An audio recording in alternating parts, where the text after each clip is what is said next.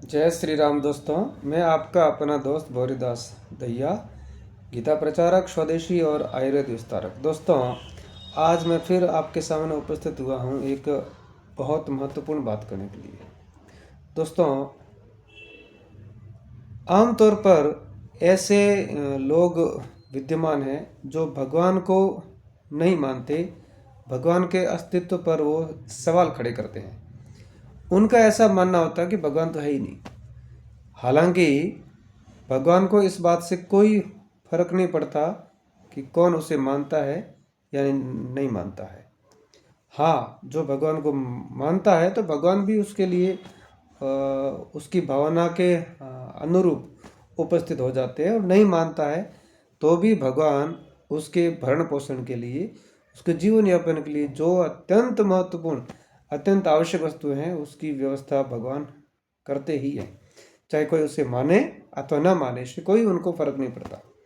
जैसे कोई अंधा व्यक्ति है और वो कहता है सूर्य है ही नहीं, तो उसके ऐसे कहने मात्र से सूर्य का अस्तित्व खत्म नहीं हो जाता, क्योंकि सूर्य को देखने के लिए आंखें होना जरूरी है। ठीक ऐसे ही भगवान को देखने के लिए, भगवान को देखने का मतलब है भगवान को महसूस करना। भगवान को हम देख नहीं सकते, आज तक किसी ने भगवान को देखा नहीं है, परंतु भगवान है, इस बात को कोई इनकार कर नहीं सकता। हाँ, ये बात और है, कोई माने चाहे न माने। जैसे मैं एक छोटा सा एग्जांपल दे रहा हूँ। पालक होता है ना, विज्ञान कहता है कि पालक में आयरन और मैग्नीशियम होता है। तो हम में से आम तौर पर सबने पालक की सब्जी खाई होगी, तो क्या आपने उस मैग्नीशियम और आयरन को खाया? निसंदेह खाया ही है। लेकिन कभी आपकी ध्यान में रहा कि जो पालक मैं खा रहा हूँ उसमें मैग्नीशियम और आयरन है, वो मुझे अलग से स्पष्ट दिख रहा है कि ये आयरन है और ये मैग्नीशियम है इस पालक में?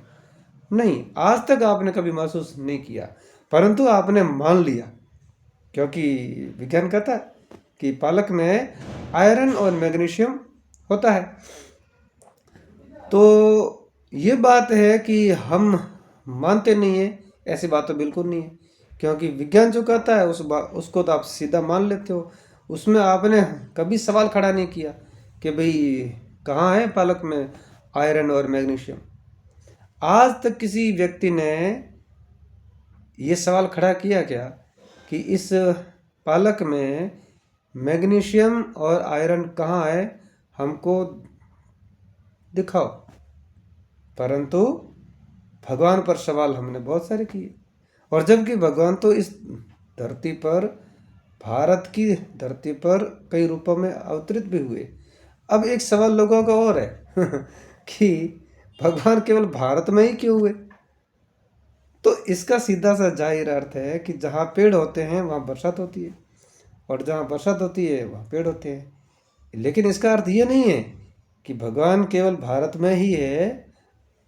America, Japan, Russia, China, Pakistan, Saudi Arab, ऐसे विदेशों में भगवान नहीं है। भगवान तो वहाँ पर भी है, पूरे के पूरे हैं, परंतु उनको महसूस करने वाले भक्त वहाँ नहीं है। और जहाँ उनको महसूस नहीं किया जाता वहाँ वो छुपे रहते हैं। कई बार विज्ञान में हमने पढ़ा भी है ना कि एक परमाणु में 3 कण होते हैं, इलेक्ट्रॉन, प्रोटॉन और न्यूट्रॉन। न्यूट्रॉन नाभिक के भीतर होता है, इलेक्ट्रॉन प्रोटॉन उसकी परिधि में घूमते हैं, लेकिन कभी भी हमने इलेक्ट्रॉन प्रोटॉन को देखा नहीं है, परंतु हमने माना है। जनवरी है, हमने केवल माना ही तो है, मानने के सिवाय क्या किया? फरवरी को माना है, जितने भी 12 महीने हैं उनको मानने के सिवा हमने किया क्या? इसलिए ऐसा जो कहते हैं कि हम मानते नहीं हैं, वो भी झूठे हैं। ऐसी बहुत सारी बातें हैं जो आप बिना सवाल की सीधा मानते हो। आपने शादी की, जिस सौभाग्यशाली महिला या जिस पुरुष से आपने शादी की है, फेरे लिए हैं, फेरा से पहले आप कब जानते थे? लेकिन जैसे फेरे लिए आपने एक दूसरे को मान लिया कि मैं इसकी पत्नी, ये मेरा पति, या ये मैं इसका पति, ये मेरी पत्नी। सिवाय मानने के आपने किया क्या, ये बताओ। ब्राह्मण मंत्र बोलता है, ओम स्वस्ति नो इंद्र वृद्धश्रवा, ऐसे करके, या फिर ओम अपवित्र पवित्र व सर्वावस्था गतव्य, ऐसे करके, या कई प्रकार के मंत्र बोलता है। उन मंत्रों को हम सुनते भी नहीं है, ना हम जानते हैं, लेकिन फिर भी हमने माना कि अग्नि को साक्षी मान करके हमारी शादी हो गई। तो ऐसे हमने मानने के सिवा किया क्या है?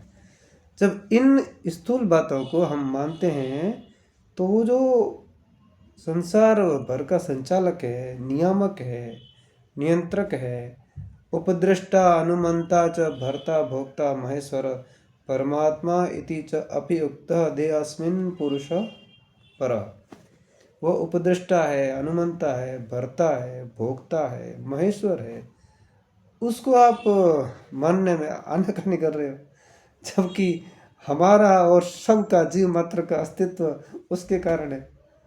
इसलिए सारी बातें जानी नहीं जाती, कुछ बातों को मानना पड़ता है। मानिए, मानने में ज़्यादा लाभ है जानने की अपेक्षा। जानेंगे तो खतरा होगा थोड़ा बहुत, सारी जिम्मेदारी आपकी होगी, लेकिन मानने में कोई आपकी जिम्मेदारी नहीं है।